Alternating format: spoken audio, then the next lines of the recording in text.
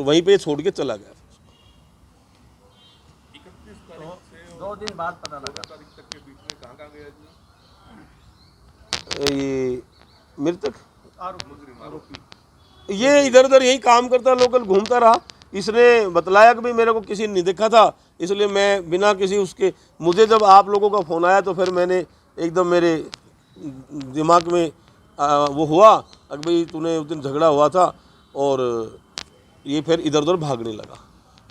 तो जिसको हमने 2-3 दिन की मेहनत में हमारी पूरी टीम ने हमारे साथ, और हमारे आदरणीय एसपी साहब के मार्गदर्शन में हमने इस आरोपी को गिरफ्तार करने में कामयाबी हासिल। प्लेटफॉर्म नंबर 8 की आप बता रहे स्टेशन के पास में, हाँ जी, वहाँ जीआरपी की गश्त भी रहती है दिन रात। जीआरपी स्टेशन परिसर में इस तरह की वारदात हो जाती है? स्टेशन परिसर में नहीं हुई है सर, ये बैक झाड़ियाँ थी वहाँ पर, ये झाड़ियाँ में एकदम बिल्कुल स्टेशन से हटके है, ये स्टेशन पर नहीं है। ये हमने जो है सर्चिंग पे लगा हुआ था, 3-4 दिन से हम इसको वॉच कर रहे थे। 13 तारीख को हमारे पास लोकेशन आ गई थी इसकी, अगर भाई ये फ़ोन यहाँ पर चला हुआ है, जो इसने अपनी सिम डाल के चलाया हुआ था। जो हम गए तो वहाँ इसके ये वहाँ से फिर भाग गया था।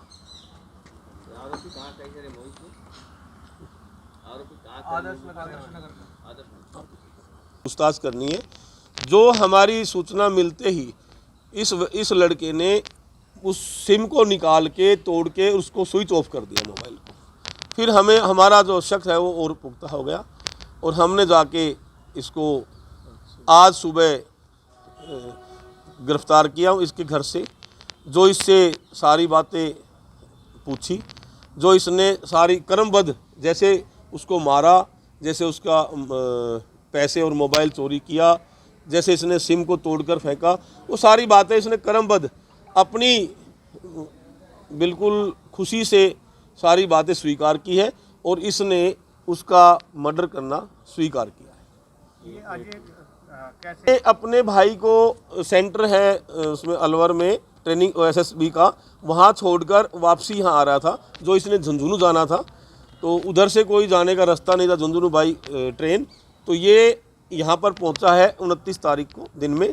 तो दिन में ये घूमता रहा है, और उसने भी शाम को जो है शराब पी हुई थी। अभी मैं पुष्टि हम नहीं कर सकते उसकी, क्योंकि अभी उसका विसरा आएगा तब हमें मालूम चलेगा क्या उसने ड्रिंक की हुई थी या नहीं की हुई थी। लेकिन मृतक जिसने मारने वाले ने बतलाया है भाई वो दारू पिए हुआ था, दारू के नशे में था। घूमता हुआ यहाँ पे चोरी करने की नीयत से आया था प्लेटफार्म नंबर 8 पे। तो इसने देखा यहाँ अभी कोई एक व्यक्ति सुनसान जगह में जो बैठा हुआ है, ये उसके पास चला गया। वहाँ जाके उसकी दारू की बोतल थी, इसने उसकी दारू की बोतल को छेड़ा, तो उसने इसको धक्का दे दिया तो इसका फ़ोन गिर गया, उसने उठा के इसके फ़ोन को फेंक दिया। तो ये इन दोनों की आपस में कहासुनी हो गई। इन बिटवीन जब ये दोनों वहाँ बैठे हुए थे, फिर दोनों बैठ के दारू पीने लगे, और उसकी माताजी का फ़ोन आता है मृतक के पास। मृतक के फ़ोन पे उसकी माताजी का फ़ोन आता है झुंझुनू से। तो वो फ़ोन मोहित ने पिक किया और उसको बोल दिया कि मैं आज इसको मार दूंगा। उसकी माताजी को ये इतना कह के इसने फ़ोन डिस्कनेक्ट कर दिया। तो दोनों में इनमें झगड़ा हुआ। इसने उसके सर पे उठा के, वहाँ से ईंट पड़ी थी, वो ईंट मारी, उसकी छाती में मारी, और सिर को उसको वहाँ छोड़कर चला गया। कुछ देर बाद ये फिर वापस आया। इसने उसको देखा तो वो बिल्कुल मृत अवस्था में पड़ा था। जो उस समय उस मरने के बाद में इसने उसकी तलाशी ली। जो उसका मोबाइल फ़ोन और 1500 रुपये उसके पास थे, वो ये लेकर चला गया। पी है वहीं डाली नहीं, वहीं पे बैठे हुए थे उसी जगह पे। हमें एसएस साहब की तरफ से एक मीमो मिला कि भाई यार्ड में एक मृत व्यक्ति की डेड बॉडी पड़ी है, उस पर उचित कार्रवाई की जाए। जिस पर मैंने अपने एएसआई बलवंत सिंह को 174 सीआरपीसी कार्रवाई के लिए मौके पर भेजा। मेरे एएसआई ने वहाँ पहुँचने के बाद मुझे फ़ोन किया कि सर जो डेड बॉडी है ये डिकम्पोज है, गली है और सड़ रही है बुरी तरह से, और इसमें कीड़े चल रहे हैं, कोई सस्पेक्टिव मैटर मुझे लगता है, जिसकी सूचना मिलते ही मैं तुरंत मौके पे तस्दीक के लिए वहाँ पहुँचा और उसको सारा हालात देख के और उसको आगामी कार्रवाई करने के लिए उसको निर्देश दिए। उसके बाद हमने डेड बॉडी को वहाँ से उठवा के और मोर्चरी में रखवा दिया उसकी शनाख्त के लिए, भाई इसका कोई होगा तो शनाख्त हो जाएगी। जो नेक्स्ट डे ढूंढते हुए इनके जो परिवार के लोग थे वो यहाँ पहुँचे, जिनको हमने पार्साद दिखाए, कपड़े दिखाए, क्योंकि पहले वो डॉक्टर ने उसका पोस्टमार्टम कर दिया था कि बॉडी काफ़ी ख़राब हो रही थी और उसके बाद फ्रीजर में रख दी थी।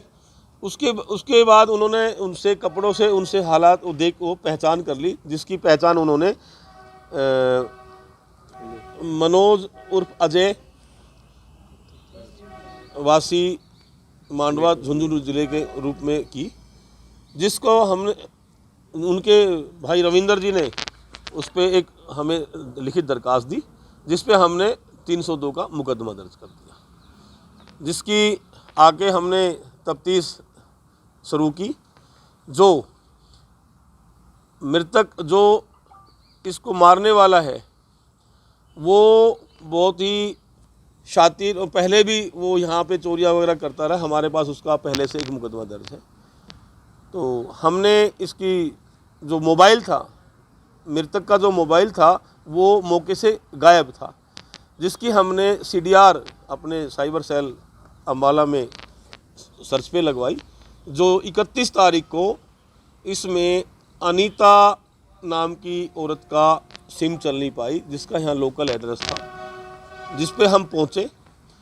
जो उससे पूछताछ की तो कहने लगा, उसने बतलाया कि भाई ये जो नंबर है इस मेरी बेटी की है।